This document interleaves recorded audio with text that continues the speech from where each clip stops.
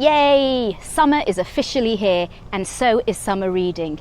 Check out this summer's all-virtual reading program with Read Squared on our library's homepage. You can join up on sbpl.readsquared.com. You can download the app, read anything you like, anywhere you like, anytime you like.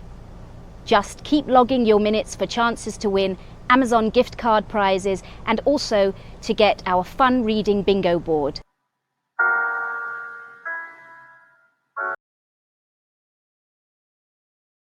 I would not be surprised if you're pretty burned out after this strange and stressful last stretch of school. Short stories might be a good way to ease into your summer reading. There's a lot out there if you look, in YA literature and beyond. Today, I've picked something a little light and silly, if somewhat psychotic, from B.J. Novak's book, One More Thing, Stories and Other Stories. I'll be reading Closure.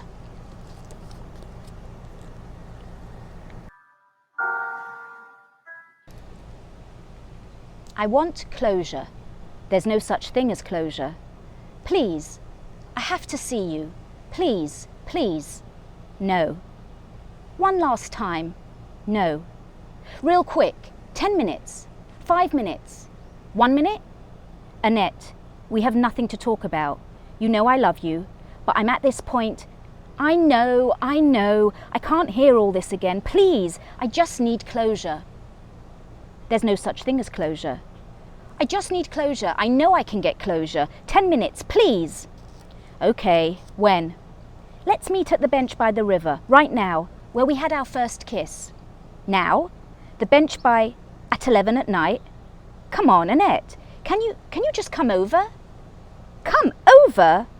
I mean, it's late, and if it's so important for this to be right now, that's not what this is about. No, I didn't mean... I need closure, David. I just need closure. David met Annette by the river. Wow, you look really amazing. Thank you, said Annette, with a 2 blinks and you'd miss it half curtsy, at once feminine and mean. For the first time in her life, Annette looked exactly the way she wanted to look. Her hair was mostly neat, mostly down. She wore a simple dress that was the exact medium shade of red of all the shades of red in the world. It wasn't even that hard to look this way, she noted, as she caught her last look at herself in the mirror on her way out. It just took some effort and thought and luck, a reasonable but attainable amount more of each of them than usual. A good lesson to learn for the future, she thought. A future that could begin tonight, right after she got closure. I want to say something. Okay. Everything's okay. She smiled. He smiled back. Everything in the past, continued Annette, is in the past. The cheating you admit to, and the cheating you still can't bring yourself to admit to. Wait, Annette. And the lies about the cheating, the stories you made up that you eventually felt more loyal to than you did to the relationship. Annette, it's all okay. I'm saying it's all okay. All the times you made me feel like your backup choice when it would have been so easy for you just to tell me I looked beautiful. All the times you made me feel like the girl that you were just killing time with while you waited to find your true love, even though you knew that I loved you. Or the times you made me feel like your stupid little sister, or your employee. Annette, no, I forgive all of it. You don't have to admit it or even accept it. I choose to let it go. I don't want to carry it around in my heart anymore. Okay, well, Annette, he paused, then rushed to make up for whatever the pause had cost him. Annette, just because I'm accepting this doesn't mean I'm conceding anything you say is true. You don't have to, she smiled. It's all in the past. It's all over. Okay, well, that's good.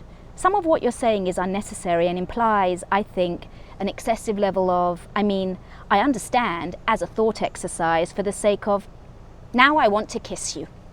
Annette, a goodbye kiss, just one, for closure. Annette took a step toward him. Closure, so close. Annette, I want to, but I don't think, God, you look so beautiful, trust me, it's not, but this is, I'm kind of seeing someone, and one kiss, you don't even have to kiss back. I just need to kiss you goodbye, for closure, one last time, okay? Okay. "Open your mouth and close your eyes," said Annette coyly. "I thought you said I didn't have to kiss you back," said David coyly. "Well then, you can keep your mouth closed if you want," said Annette coyly.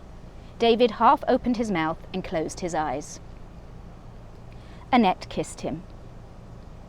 While she held the kiss, she pictured everything she could remember from the relationship in chronological order, from the first email to the last text message, and every kiss and laugh and fight in between.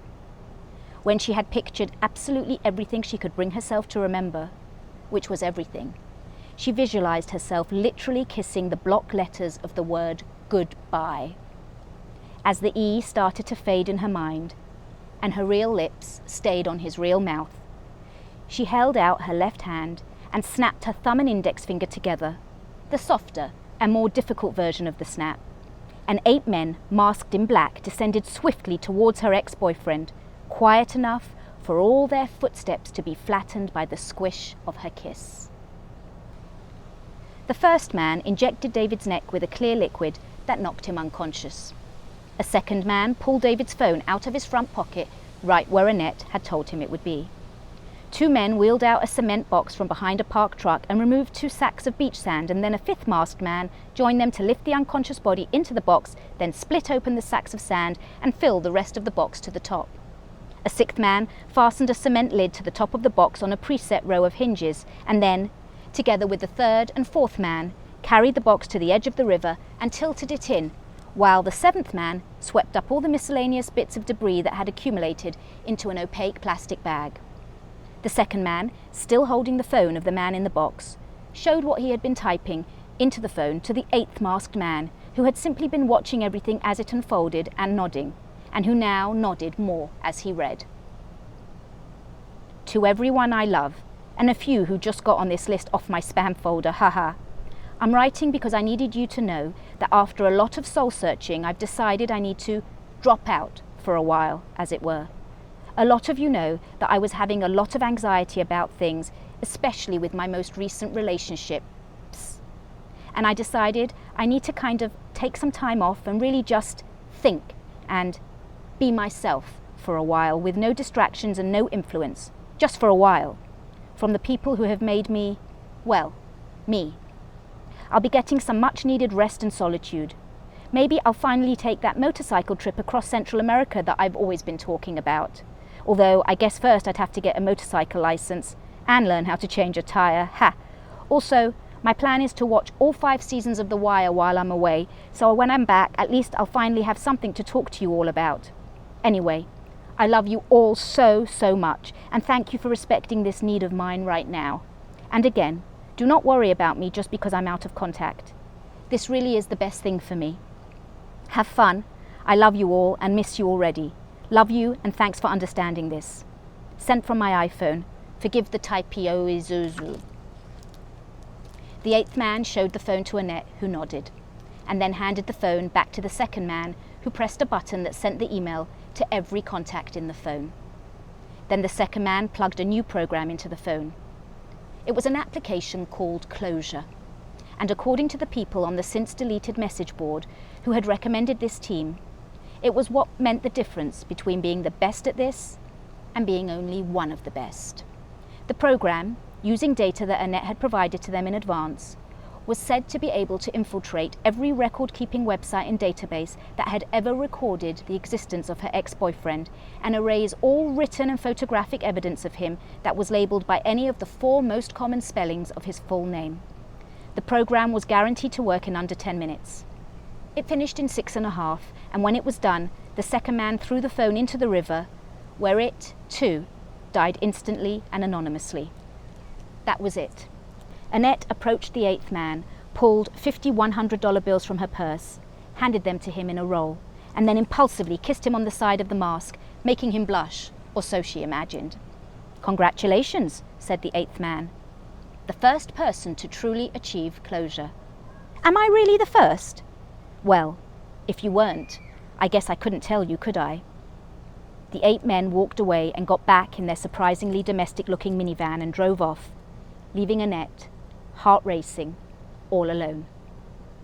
There was a beaded line of sweat across her forehead, which she wiped off, and her lipstick was smeared a bit, which she corrected. Now she looked close to perfect, which, she had always suspected, was actually a little hotter than perfect.